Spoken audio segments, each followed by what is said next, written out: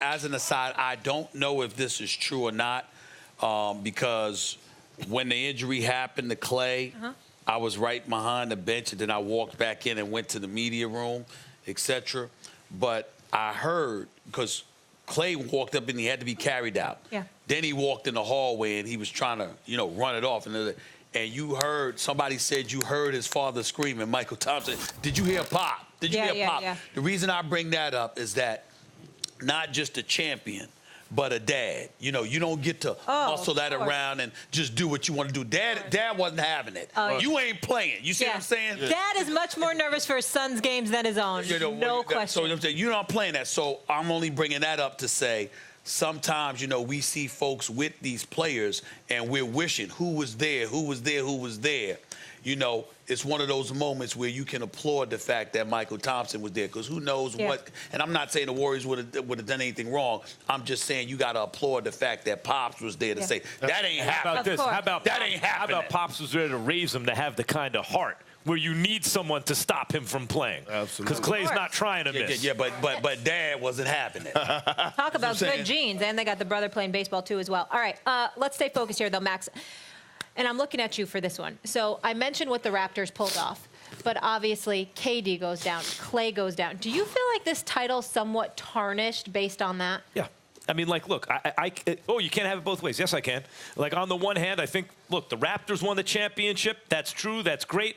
I thought they would win once KD went down, right? That to me doesn't tarnish anything. What tarnishes championships is the fact that KD joined the Warriors. That's a bad look for KD and the Warriors. So your answer yes or no, I don't understand. Why you need all that?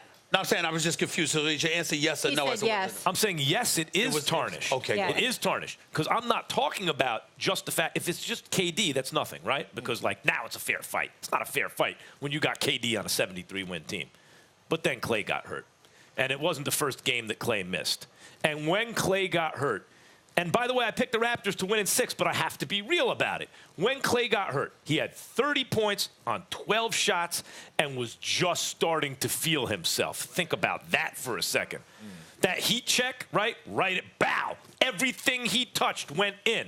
How do we know Clay doesn't wind up with 50 points? Because I tell you, Stephen A., you say 40. I've never seen a player in the history of the game get as hot as Clay, who once dropped 37 points in a single quarter. And in the same season, his second highest quarter, 28. So, yeah, do I think that the Raptors kind of lucked up in terms of health versus injuries on the Warriors? Yes, I do. I can't deny it. It's not just KD. It's also Clay. And clearly, the Raptors ain't beating a fully loaded Warriors team, and that's the truth. The reality of the situation is that as valid as those points are, and for the most part, I agree with you, I cannot take credit away from the Toronto Raptors. And here's the reason why. They were a team. As great as Kawhi Leonard was, they were a team. Siakam, 26 and 10, 26 points, 10 rebounds last night. Kyle Lowry, 26 points, 10 assists last night. Fred VanVleet coming off the bench doing what he did. Serge Ibaka, 6 blocks one game, 20 points another, 15 points in the closeout game last night. So what are we looking at? Gasol didn't do much offensively, but defensively he did it. And not only that, offensively, there were a couple of games where he really, really showed up and made you respect him as a threat. And so when you look at it from that perspective, and then you look at Nick Nurse, the faux pas, the last 3 minutes, 28 seconds of Game 5 where he messed up. That was the only time he messed up. The first 4 games, he didn't mess up. Right. Obviously, Game 6, he didn't mess up. Masai Ujiri, he assembled this team.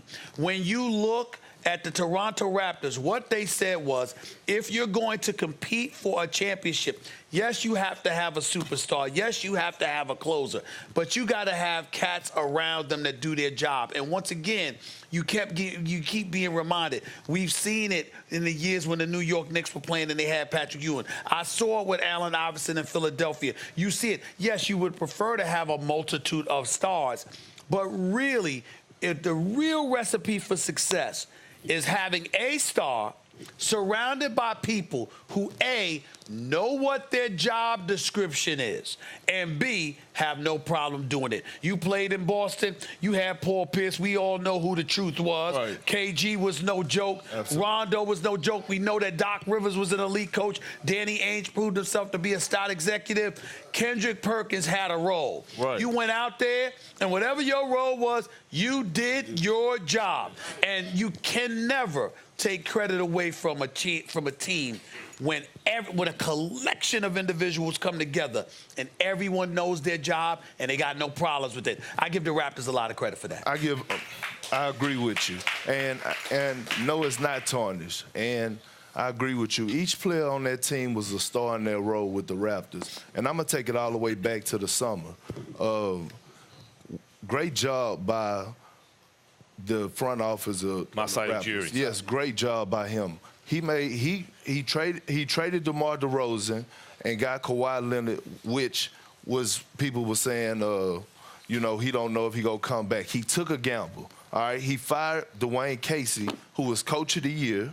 Right, he acquired Gasol in a trade, and what it means by that is that for Nick Nurse, his first year as a head coach, he made some moves that no other coach would have made. He ran a boxing one. He switched it up. This Raptors team had to go through a tough Philly team, a tough Milwaukee team, and come in and beat the champs. And no, you cannot take nothing away from this. They earned this championship from top to bottom, and I applaud them, man, because really, they did what they The only negative emotion I have, I feel so bad for Dwayne Casey, because Dwayne Casey had coached there, and he kept running into LeBron. No. But I do believe this. I personally believe this. If Dwayne Casey had Kawhi Leonard without LeBron in the Eastern Conference, he'd have been. Hold on. Well, I disagree to that.